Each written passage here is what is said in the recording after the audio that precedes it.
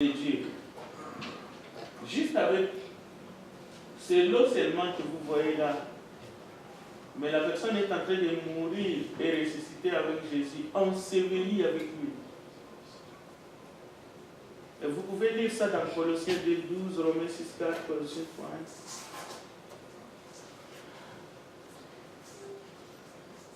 Voici les textes. Là, on commence à citer les... Je vais citer juste les œuvres de la justice et puis je vais m'arrêter là. Si vous avez des questions, je prendrai. Ceux qu'il a connus d'avance, il les a aussi prédestinés à être semblables à l'image de son fils, afin que son fils fût le premier né entre plusieurs, et ceux qu'il a prédestinés, il les a aussi appelés. Ceux qu'il a appelés, il les a aussi justifiés. Ceux qu'il a justifiés, il les a aussi glorifiés. Qui nous a justifiés? Qui nous a rendus justes? Ce n'est pas nous. Ce n'est même pas ce que nous avons fait. C'est Dieu. Romains 8 le dit de façon claire. Mais peut-être que si vous lisez un autre verset, vous n'allez pas le voir aussi clairement que dans Romains 8. C'est pour cela, un sujet aussi important, il faut rassembler les éléments. Il ne faut pas s'arrêter sur un verset. Amen. Il faut rassembler.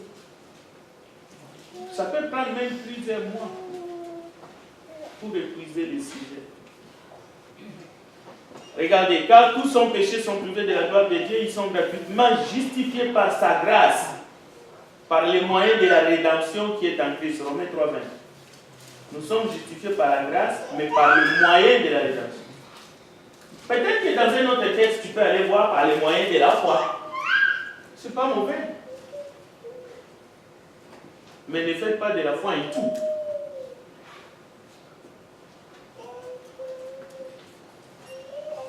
Ici, c'est par le moyen de la rédemption qui est en Jésus.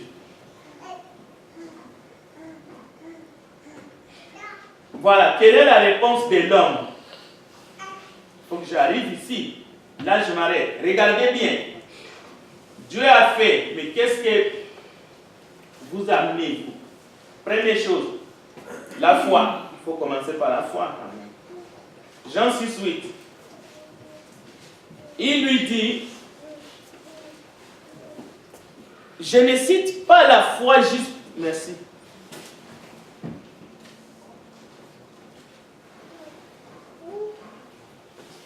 Bien, regardez bien. Jean 6:28. Ils disent à qui? À Jésus. Que devons-nous faire pour faire les œuvres de Dieu, les œuvres de justice? Jésus répondit, l'œuvre de Dieu, c'est que vous croyez en celui qu'il a envoyé. Donc la foi, c'est une œuvre de justice. Mais ce n'est pas le seul œuvre que vous devez amener. Il faut amener la foi. Mais cette foi vient d'où? Ça ne vient pas de vous. La foi vient de ce qu'on entend.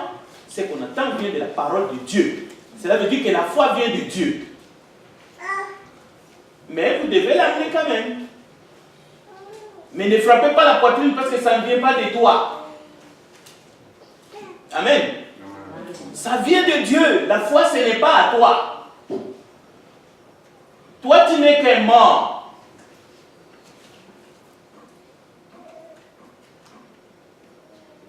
Tu haïs et tu es haïssable. Mais dès que tu écoutes la parole de Dieu, la parole de Dieu commence à te donner des capacités de produire en toi, de vouloir et les faire. Tout d'un coup, tu amènes la foi.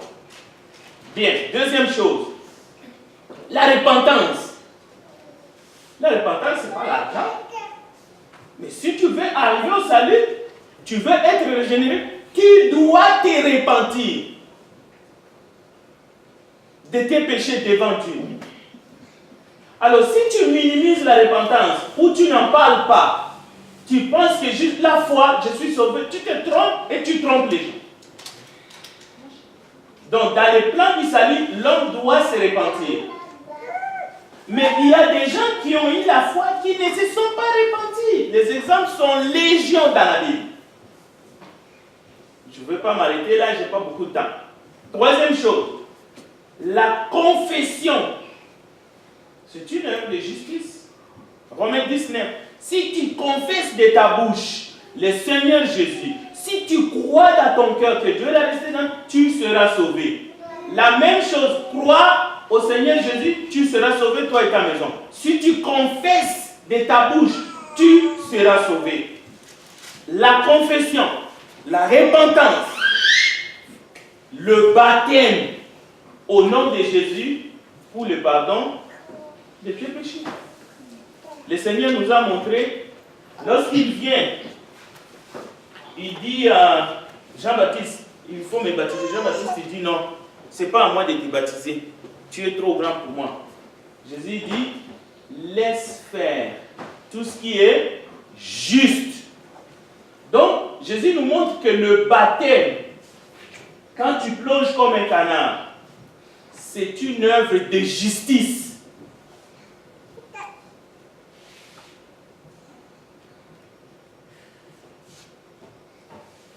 Notre baptême pour les pardon. Mais les pharisiens et les docteurs de la loi, ils ont refusé de se faire baptiser. La Bible dit, ils ont annihilé le plan de Dieu, le dessein de Dieu pour eux. L'obéissance, l'humilité, l'obéissance.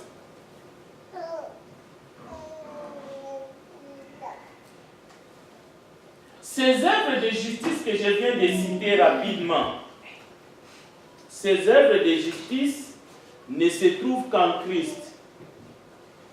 Parce que c'est lui qui produit en nous les vouloir et les faire, mais sans contrainte. Mais ces œuvres de justice, Dieu les a préparées avant la fondation du monde afin que nous puissions les pratiquer. Mais ces œuvres de justice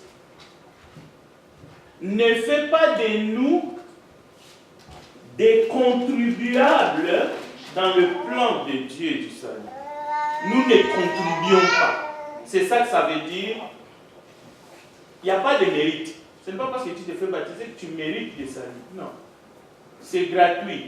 Et la plupart de ces choses, c'est à travers la parole de Dieu que tu peux arriver à la repentance. Juste comme ça, tu ne peux pas arriver à la repentance. Il faut que tu écoutes. La foi ne peut pas te tomber. Non, il faut que tu écoutes la parole. Tite dit, Dieu nous a sauvés, non à cause des œuvres de justice que nous aurions faites. Non, tu te le dis, le verset 4, regardez, non. Dieu a préparé ses œuvres, fais-les, mais ce n'est pas à cause de ça que Dieu te sauve. C'est par sa miséricorde qu'il te sauve. C'est pour cela qu'on ne peut pas se glorifier.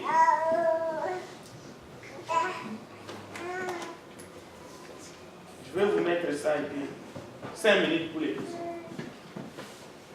La Bible nous enseigne que nous sommes justifiés par Dieu. Le texte est là. Nous sommes justifiés par la grâce. Le texte est là. Nous sommes justifiés par le sang. Le texte est là. Nous sommes justifiés par la foi.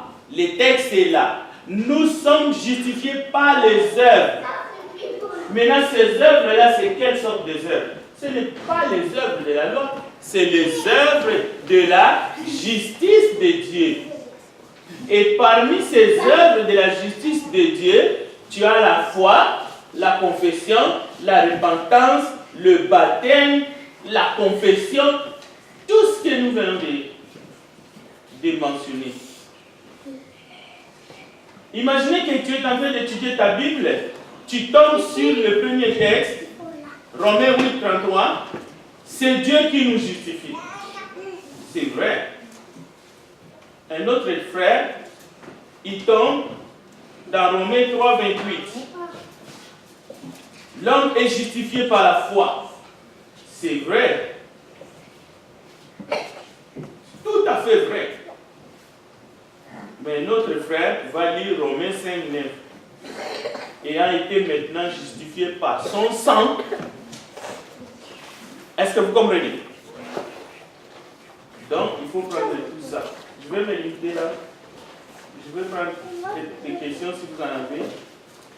Pour comprendre comment est-ce que nous pouvons arriver à Dieu et être régénérés, qu'est-ce que vous pouvez amener? Mais l'effet de l'amener, vous n'apportez pas 50, Dieu 50 et hop, tu es sauvé. Non. Dieu donne 100% pour que toi tu sois sauvé. C'est Jésus qui donne d'ailleurs. Toi tu donnes rien. Tu contribues à rien. Voilà un peu le point que je voulais marteler ce matin dans l'étude. Tu ne contribues pas pour ton salut. C'est un don, c'est gratuit. Mais tu fais une œuvre de la justice que Dieu a préparée en plus. Ça ne vient pas de toi. Afin que tu ne te glorifies pas. Et c'est écrit, l'homme ne doit pas se glorifier. L'homme ne doit même pas se vanter, même pas. C'est un don.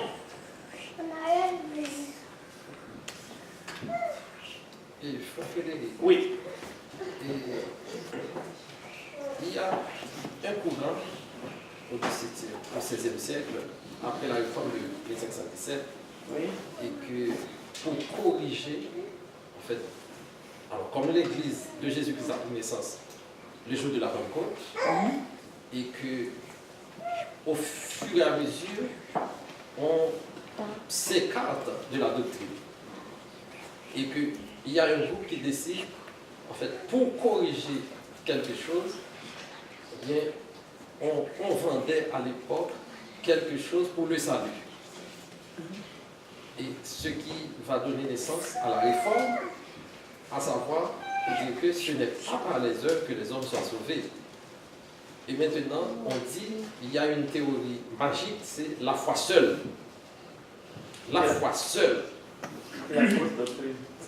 Ça veut dire que, en dehors, quel que soit ce qu'on peut faire, n'importe quoi, la foi seule, est-ce que c'est quelque chose qui est bien fondé? Puisque Jacques dit, les démons aussi, ils croient, ils ont la foi. Donc, est-ce que la foi seule, dans la foi seule, comme si les œuvres de la justice, comme le baptême en Jésus-Christ, comme la repentance en Jésus-Christ, est-ce que ces éléments-là sont écartés de la foi? Ou bien est-ce que dans la foi, il y a tous ces éléments? Je ne sais pas si vous avez dit ça. Dans la foi, il n'y a pas tous ces éléments. La foi, ce n'est pas la repentance. Dans la Bible, j'ai dit, il y a tellement de versets parce que nous sommes limités par le temps. Je pouvais vous donner des exemples de gens qui avaient la foi, mais qui n'ont pas obéi à la...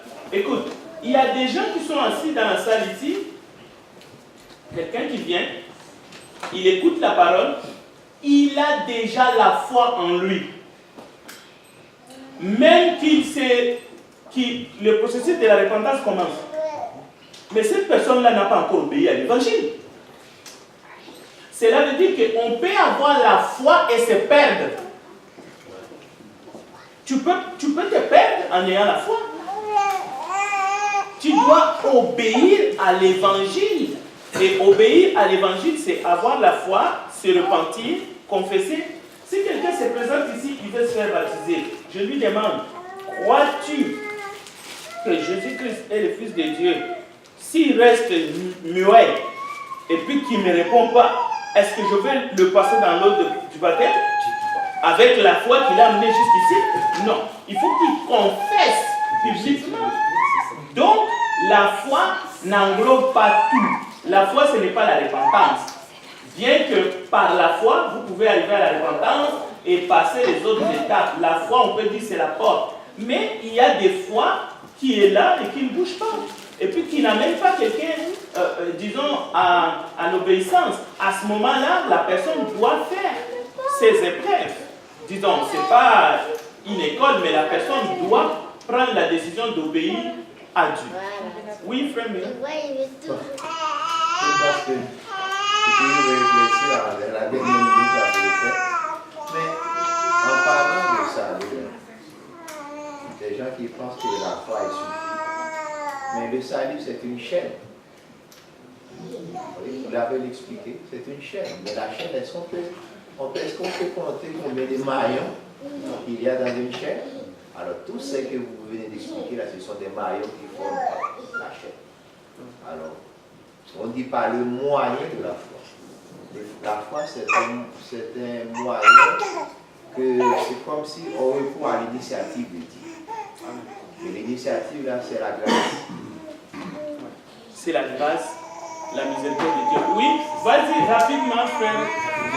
Juste pour fortifier le point ici que la foi n'est que foi, bien que ça vienne de Dieu, c'est que l'apôtre Paul au Corinthiens, chapitre 13, les 3 premiers versets, lui-même dit: quand je parle des langues, des hommes et des anges, si je n'ai pas la charité, je suis un rein qui résonne ou un cymbale qui retentit. Et quand j'aurai le don de la prophétie, la science, de tous les mystères, de toute la connaissance, quand j'aurai même toute la foi jusqu'à transporter des montagnes, si je n'ai pas la charité, je ne suis rien. Ouais. Quand même, dans le fond, ça concerne l'amour. On peut avoir l'amour. La foi, on peut dire aussi que C'est rien. tout ensemble, ça fait une différence. Je pense que ça répond aussi. Bien que c'est pas. Ok. Alors, je vous remercie de votre attention.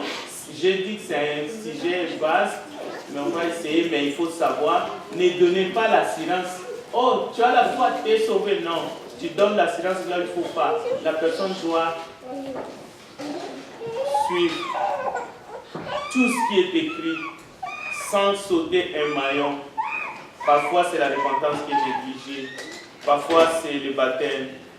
Parfois, c'est autre chose. Amen. Mais il faut être obéissant et faire ce que Dieu veut. Que Dieu vous bénisse.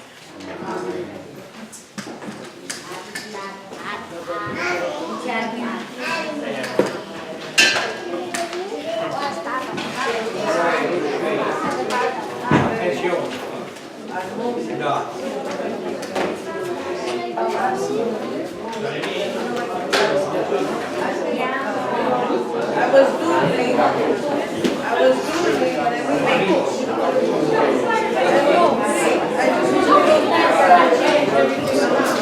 Hey,